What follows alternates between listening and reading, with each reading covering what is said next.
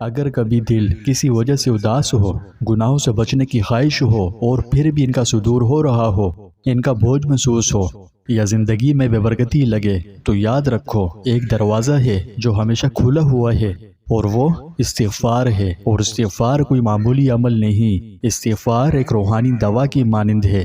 یہ روحانی دوا نہ صرف دل و جسم کی بیماریوں کو شفا بخشتی ہے، بلکہ انسان کے اندرونی و بیرونی وجود کو بھی پاک و صاف کر دیتی ہے۔ جب کوئی شخص سچے دل سے توبہ کرتا ہے، اپنے گناہوں پر اللہ سبحانہ و تعالی سے معافی طلب کرے، بکثرت استغفار کا ورد کرے، تو اس کی برکت سے گناہوں کے سبب پیدا ہونے والی تمام روحانی و اخلاقی بیماریاں دور ہو جاتی ہیں۔ یہ ایک ایسا روحانی علاج ہے جو انسان کی صحت و تندرستی اور ذہنی و قلبی سکون کو بحال کرتا ہے، ساتھ ہی اس کے مدافعتی نظام کو بھی مضبوط بناتا ہے۔ یاد رہے، استغفار کی یہ دوا نہ صرف بیماریوں سے نجات دلاتی ہے، بلکہ انسان کی توانائی، ذہنی تازگی اور جوش عمل کو بھی بڑھاتی ہے۔ اس کے اثرات سے کارکردگی، تخلیقی صلاحیتیں اور روزمرہ کی بیداریت میں بھی بہتری ہوتی ہے۔ یہ ایک لازوال دوا ہے جو نہ کبھی ایکسپائر ہوتی ہے، نہ کبھی خراب ہوتی ہے، اور نہ ہی کسی خلوص سے توبہ کرنے والے کو نقصان پہنچاتی ہے۔ یعنی اس کے کوئی سائیڈ ایفیکٹ نہیں، بلکہ یہ تو سراسر رحمت، سکون اور برکتوں کا ذریعہ ہے۔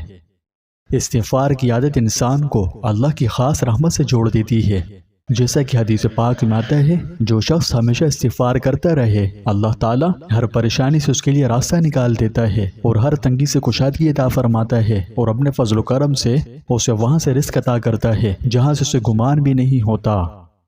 پیارے دوستوں، استغفار دل کی سختی کو دور کرتا ہے اور انسان کو گناہوں کی تاریکی سے نکال کر نور ہدایت کی طرف لے جاتا ہے۔ یہ ایک ایسی عبادت ہے جو کسی بھی وقت اور کسی بھی حالت میں کی جا سکتی ہے، اور اس کے لیے کوئی خاص شرط یا رسم وغیرہ درکار نہیں، بس خلوص سے، سچے دل سے معافی مانگنے سے اللہ پاک گناہ معاف فرما دیتا ہے۔ حضرت ابو سعید خدری رضی اللہ تعالیٰ عنہ سے روایت ہے کہ جناب نبی کریم صلی اللہ علیہ وسلم نے ارشاد فرمایا کہ شیطان نے اللہ تعالیٰ سے کہا تھا، اے میرے رب، تیری عزت کی قسم، میں ہمیشہ تیرے بندوں کو گمراہ کرتا رہوں گا جب تک کہ ان کی روحیں ان کے جسموں میں موجود رہیں گی۔ تو جواب میں اللہ رب العالمین نے ارشاد فرمایا، میری عزت کی قسم، میرے جلال کی قسم، میرے بلند مرتبے کی قسم، جب تک میرے بندے مجھ سے مغفرت طلب کرتے رہیں گے، میں انہیں معاف کرتا رہوں گا۔ سبحان اللہ۔ پس معلوم ہوا کہ استغفار شیطان اور اس کی فوج کے خلاف مومن کا روحانی ہتھیار ہے۔ اپنی غلطی پر ندامت کے ساتھ استغفار ہمارے باپ آدم علیہ السلام کی سنت ہے، اور اپنے عمل پر ضد اور اصرار کے ساتھ اس پر جم جانا ابلیس اور اس کے ساتھیوں کا طریقہ ہے۔ استغفار ایک بڑی عبادت ہے جس کا شرف اللہ سبحانہ و تعالیٰ نے اپنے بندوں کو عطا کیا ہے۔ اللہ تعالیٰ کے نبی مکرم حضرت محمد رسول اللہ صلی اللہ علیہ وسلم نے خود اپنے اوپر استغفار کو لازم کر رکھا تھا، تو پھر دیگر مسلمانوں کو کیا حال ہوگا؟ استغفار کرنے والوں کو اللہ کی محبت ملتی ہے، اور اللہ مغفرت مانگنے والوں اور استغفار کرنے والوں پر بڑا ہی کرم فرمانے والا ہے۔ لیکن سوال یہ ہے کہ کیا صرف زبان سے استغفر اللہ کہنا کافی ہے، یا دل کا جھکنا بھی ضروری ہے؟ اور کیا کوئی خاص دعا یہ طریقہ ہے جس سے ہماری توبہ اللہ کے ہاں فوراً قبول ہو جائے؟ چلیے اب توبہ کی، استغفار کی اور اللہ کے کرم کی بات کریں۔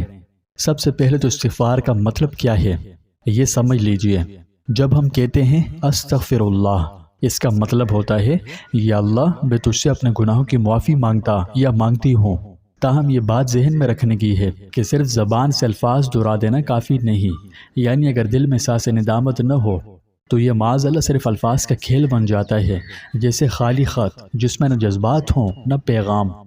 اب حقیقی استغفار کیا ہے کہ زبان بولے استغفر اللہ اس حال میں کہ دل روتا ہو اور نیت یہ ہو کہ اب دوبارہ وہ گناہ نہیں کروں گا۔ دوسری اہم بات کہ کیا صرف استغفر اللہ کافی ہے؟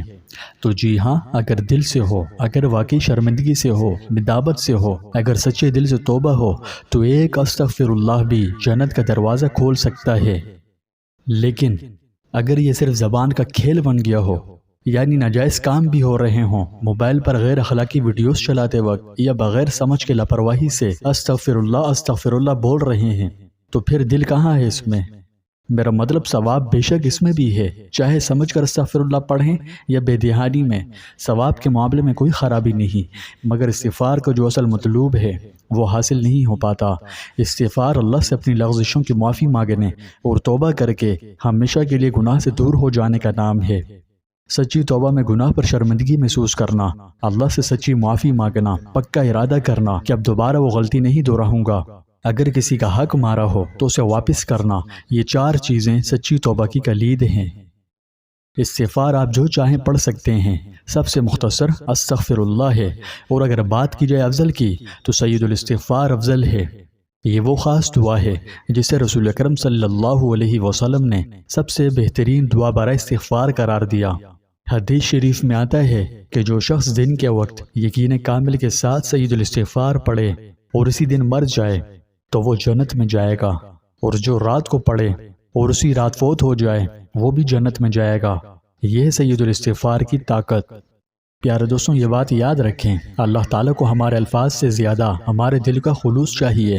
وہ نیتوں کو دیکھتا ہے، وہ دیکھتا ہے کہ کیا بندہ واقعی شرمندہ ہے، کیا یہ مجھ سے جڑنا چاہتا ہے، تو پھر اللہ تعالیٰ معاف بھی فرما دیتا ہے اور نئی زندگی بھی عطا کرتا ہے۔ تو اگر آپ چاہتے ہیں کہ گناہوں کا بوجھ ہلکا ہو، طمانینت قلب نصیب ہو، زندگی میں سکون آئے، تو آج سے صرف زبانی کلامی نہیں، دل سے استغفار شروع کریں اور پھر دیکھیں کیسے آپ کی زندگی بدلتی ہے۔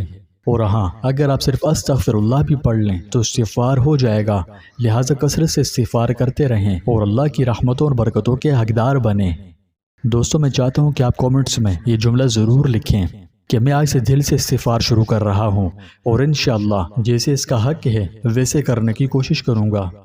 اللہ پاک آپ کا اور میرے استغفار قبول فرمائے، ہمیں سچی توبہ کی توفیق دے۔ آپ سے التماس ہے کہ استغفر اللہ پڑھ کر ایک دفعہ کومنٹس میں بھی استغفر اللہ ضرور لکھ دیں، اور اس ویڈیو کو شیئر کریں کیونکہ نیکی بانٹنے سے بڑھتی ہے۔ اللہ تعالی ہم سب کو کثرت سے استغفار کرنے اور اس کی برکات حاصل کرنے کی توفیق عطا فرمائے۔